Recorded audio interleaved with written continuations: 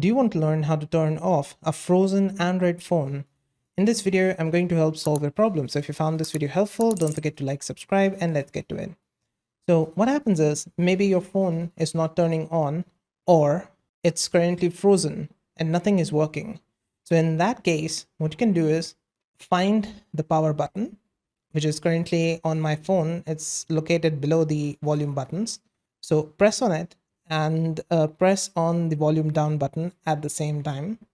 Keep holding it. And it's going to force restart now, or maybe your phone is not turning on. In that case as well, if you press both of these, so the volume down button and the power button at the same time, 90% of the time it's going to turn it on. Make sure that the phone has battery, of course. And so here you go. I can access the phone perfectly fine.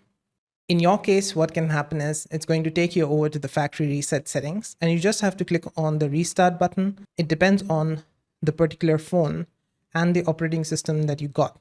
And so that's it. That's how you can force restart any Android phone. Did this video help solve your problem? Let me know with a like and comment. Also on the right hand side, you're going to find more Samsung tutorials and Android tutorials. So see you there and bye for now.